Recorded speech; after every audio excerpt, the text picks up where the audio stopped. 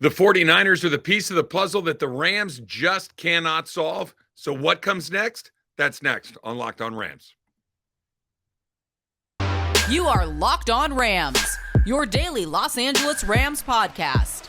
Part of the Locked On Podcast Network, your team every day.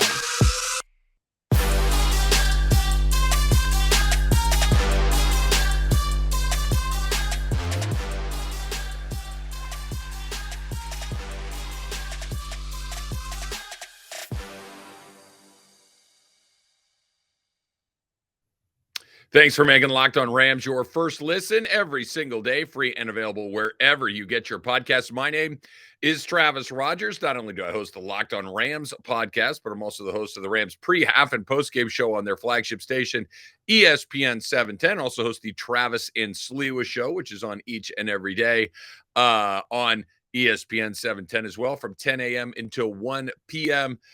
What a mess for the Rams this weekend. Here's what I want to get into on the pod today, but not before I remind you that you need to click that subscribe button in your podcast feed so you get your Rams content every single day. Also, I would remind you to go check out our Locked On Rams YouTube page. Had two separate people come by outside SoFi Stadium yesterday and tell me, hey, I love the podcast on YouTube specifically, so you might want to check that out as well. Locked On Rams on YouTube. The game that they have coming up in 6 days against the Tampa Bay Bucks, it's their season.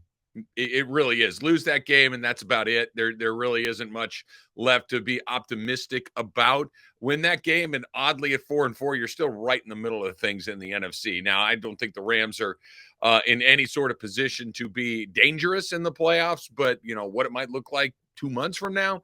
Who knows? But you got to get in the first place, and I don't think you can get in if you don't win that game against Tampa. That's coming up in just a little bit. There was, I think, a bit of a silver lining in yesterday's game. Not much of one, but I'm going to give it to you. Thought Allen Robinson did a pretty good job, minus, obviously, that penalty. That's coming up before too long as well. But let's just kind of dive right into it. That makes 7 in a row. Or no, excuse me, 8 in a row. That it was 7, now it's 8. 8 in a row to the San Francisco 49ers during the regular season. We all know that they beat them during the NFC Championship game, and thank goodness for that, or otherwise, what would we be talking about right now?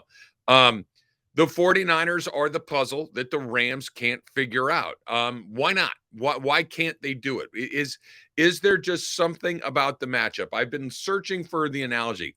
Is it playing against your older brother? Is it, playing against your best friend that just knows exactly what it is you like to do, and he's going to make sure that you don't get to do it? Is it something like playing against your dad, and until you beat them, you're never going to be able to beat that person?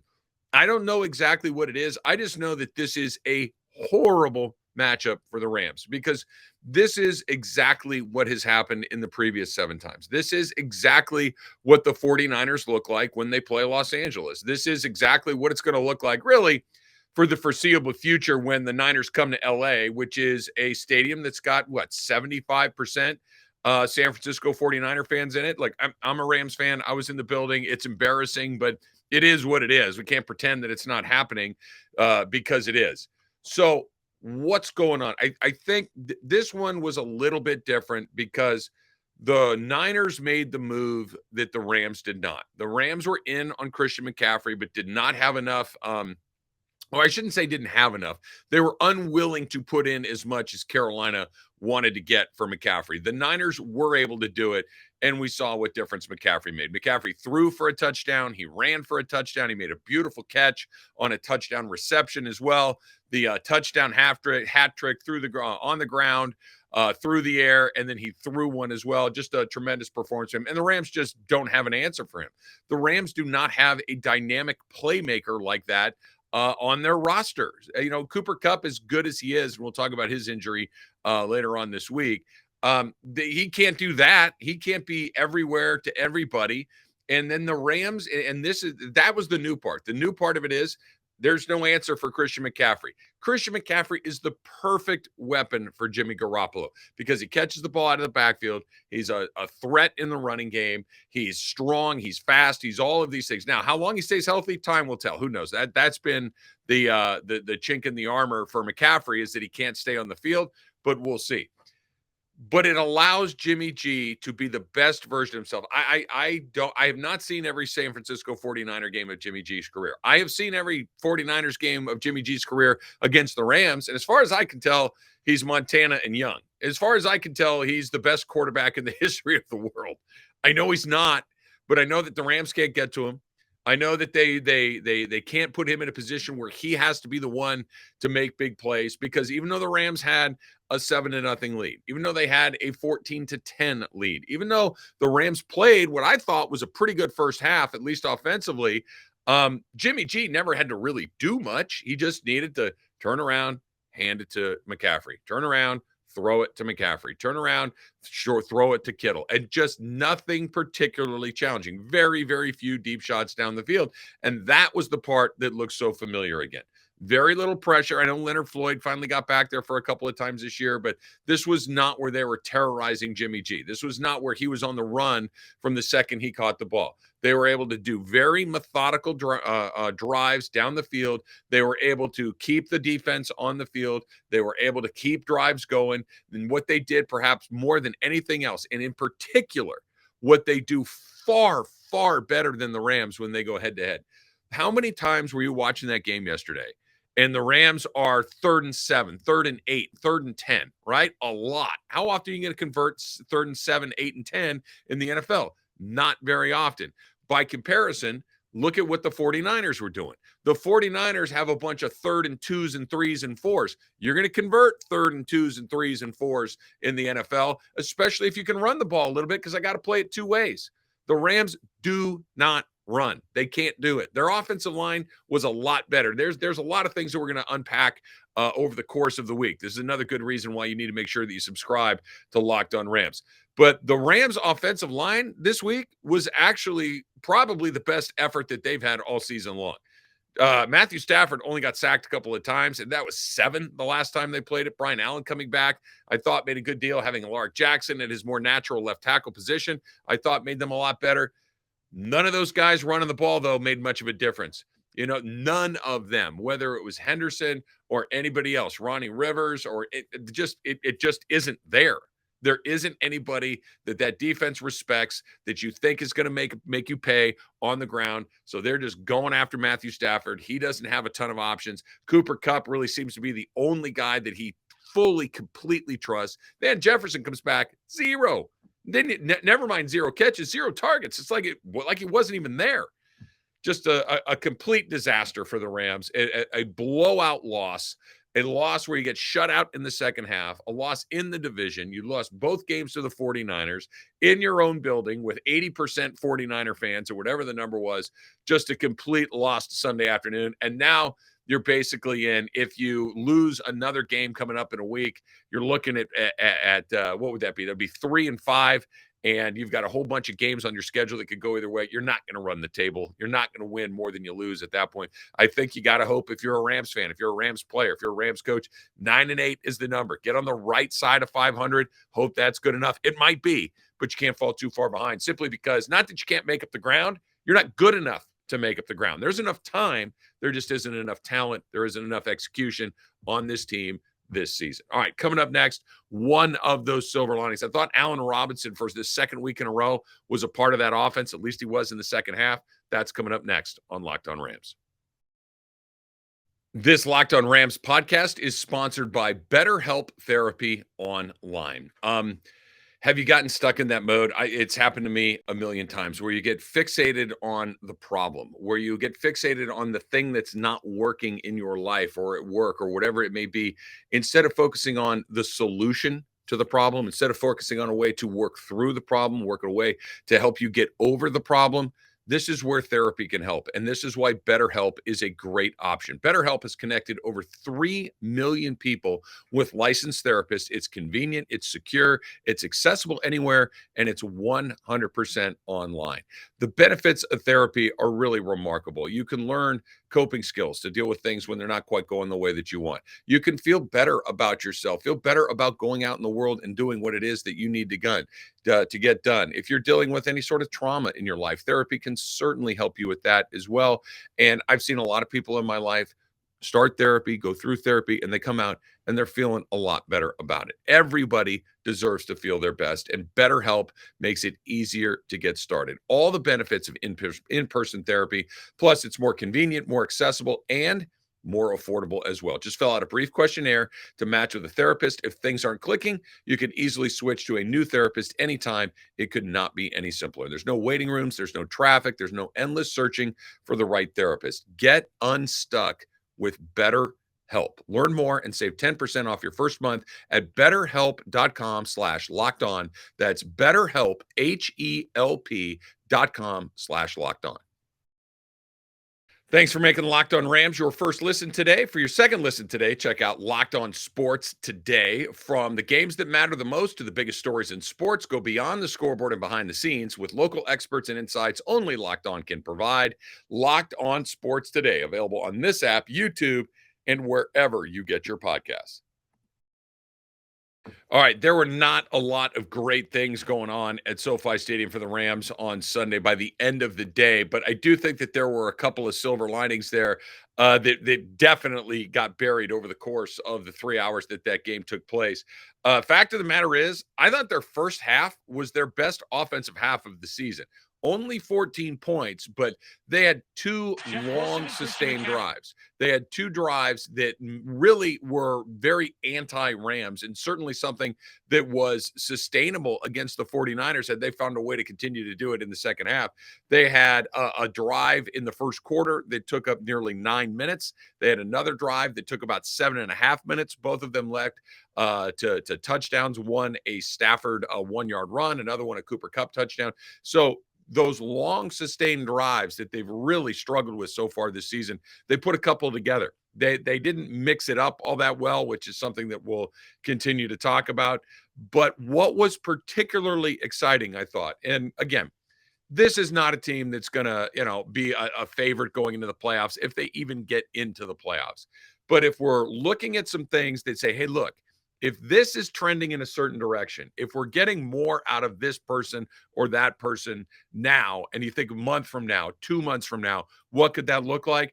I think we're finally starting to see the outline of what Allen Robinson might be able to do for this team. Now, the numbers themselves, not eye-popping at all, but relative to where you started, I think there's something there. Allen Robinson had 5 catches for 54 yards. He was targeted 7 times, and a couple of them were really good throws and really good catches in the tight windows, which is something that we have not seen between those two guys before. Matthew Stafford looks at Cooper Kupp first, and then he looks at Cooper Kupp, and then he looks at Cooper Kupp some more, and then he looks at Cooper Kupp. And then after that, he'll start to look for other guys. That was not necessarily the case on a couple of those longer drives that we're talking about. There was one where he had Kupp underneath down the right side in the first quarter. It was a 3rd and 9, and Kupp probably catches it short of the marker, but probably could run it for a first down. Or there's a much bigger chunk down the right side on the sideline, and Stafford throws it to Robinson. Robinson makes a beautiful catch, stays in bounds, and a big chunk play ultimately sets up the first touchdown of the afternoon. That's a play that simply they have not tried or run through the first 5 games of the season. We saw a little bit of it against Carolina a couple of weeks ago, and we saw more of it right here against San Francisco. We saw them go to him late in the game when they were trying to stay in it. They had another big one. And again, it was another moment with Allen. Okay, there it is. There's another play for him that we've been waiting for all season long. That's 2 games in a row where we've gotten a little bit of Allen Robinson in our life, and then he gets a penalty. And again, whether it should be a penalty or not, to me is almost irrelevant to what we're talking about. It is a penalty. Everybody in the league knows that gets flagged occasionally. Everybody in the league knows that when you do something like that, you're taking a risk, and it severely set the team back. Fast forward about, 30 seconds, 5 minutes, whatever it was. It felt like they happened back to back. Tyler Higbee drops that pass, and the game kind of comes unglued from that point. And it's basically over because they had their shot. They missed it. It's not going to happen.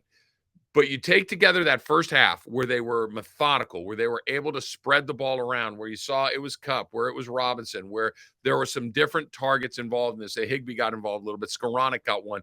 That there were some plays that made you think, all right, they're becoming more than just Stafford to Kupp. And then, of course, Allen Robinson in particular being a part of that is very, very important to what they're going to do moving forward. Because, look, here are the margins, and we'll get into this coming up in just a little bit. They've basically put themselves in a position where the high end of their season is about 9-8, where 8-9 feels very realistic. 7-10 could be a possibility as well. 7-10 almost certainly does not get you into the playoffs. 8-9 might. 9-8 probably certainly does. You know, looking at the rest of the NFC, you look like you can get one out of the South. It looks like you're going to get one out of the North. You're probably going to get three out of the NFC East, and now it comes down to what you can get done in the West. And can you get maybe three more teams out of there as well? Maybe, they believe it or not, the NFC West is the third most wins in football. NFC East has the most, AFC East has the second most, and the NFC West has the third most. So, and there's a big drop from 2 to 3 to be sure. But this is what you're talking about. You're going to have to find a way to win some of these games, which means you're going to need to look a lot more like that first half against the Niners, which was good. But again, you had a 4-point lead at the half. It's not like you were running away with it.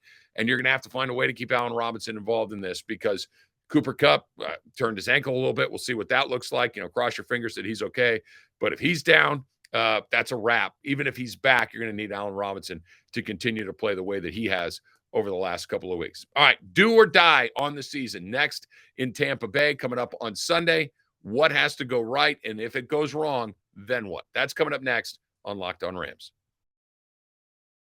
Whether you're looking to pop the question, have a milestone to celebrate, or you want to let your love sparkle, Blue Nile can help you make your celebrations even more memorable. As the original online jeweler, Blue Nile offers the largest selection of independently graded diamonds and pieces, I should say, priced significantly below traditional retailers, right? You go into a jeweler and I don't really quite know. Yeah, I don't know. What's this? What's that? What's that? Blue Nile has helped millions of couples create their perfect engagement ring. Easy online tools let you choose the diamond, its shape, its size, its clarity, as well as the setting that you'd like to put it in as well. And Blue Nile's bench jewelers will help you handcraft her perfect one-of-a-kind engagement ring. If you don't know what you want, they can help you with that too. They have jewelry experts on hand 24/7, available on the phone or chat to help you find a memorable gift at every single purchase, or at every single budget, I should say. Shop stress-free with Blue Nile's 100% satisfaction guaranteed. All Blue Nile orders are insured and shipped in a free, discreet packaging. They also offer overnight shipping if you are in a rush. Make your moment sparkle with Blue Nile. Go to BlueNile.com. Use the code LOCKEDON to save $50 on your purchase of $500 or more. That's BlueNile.com, code LOCKEDON to save $50 on your purchase of $500 or more. BlueNile.com, code LOCKEDON. Thanks again for making Locked On Rams your first listen every single day, free and available wherever you get your podcasts. My name is Travis Rogers. You can follow me on Twitter. You can see it right there on our Locked On Rams YouTube page, at Travis Rogers. Subscribe to all of those things. Get your Rams content every single day. All right. So week 9 of the NFL season sees the Rams in Tampa against the Bucs. Bucs are 3-5. Rams are 3-4. Somebody's walking off that field on Sunday afternoon around 4:30 Pacific time, and their season is probably over. You know, you never say never, right? You got to play it out. It's not even the halfway point, et cetera. Yes and yes and yes. However, 3-6 teams don't make the playoffs. Even Tom Brady's team looks terrible so far this season. 3-5 teams that have no offensive weapons to speak of outside of Cooper Kupp do not win playoff games, do not get into the playoffs. Now, 4-4, yeah, especially in a down NFC, yeah, you can see that there's a road to there. If you are the Tampa Bay Buccaneers, they come in 3-5, they leave 4-5. You can at least still see it from there. You can tell yourself that story that, look, we are not a great team, but we can be a good team. We can be good when it matters most. This is everything for the Rams, and it really is coming up at a point where they need to figure out exactly what they are. They're going to make a deal at the trade deadline between now and sometime before November 1st, which is tomorrow as we're recording this, and find some sort of playmaker in the backfield. They don't have one on this team. Maybe Kyren Williams can be that guy when he gets healthy. Maybe that's your best option. Maybe you keep your powder dry and say, listen, it's not meant to be. We're going through what so many teams have gone through, which is we put everything into our Super Bowl season last year. We won the Super Bowl, and now all the bills are coming due. The energy bill is coming due, just the focus and everything. Because, this team does not look like the team it did a year ago. This team is not as talented. It's not as hungry. It's not as crisp. It's not anything like it looked a year ago. Even when they went through November last year and they lost 3 games in a row, you're thinking, okay, that's not a very good team. Or I shouldn't say that they're not playing very well, but that's a pretty good team. They're going to figure it out. This group, I don't know.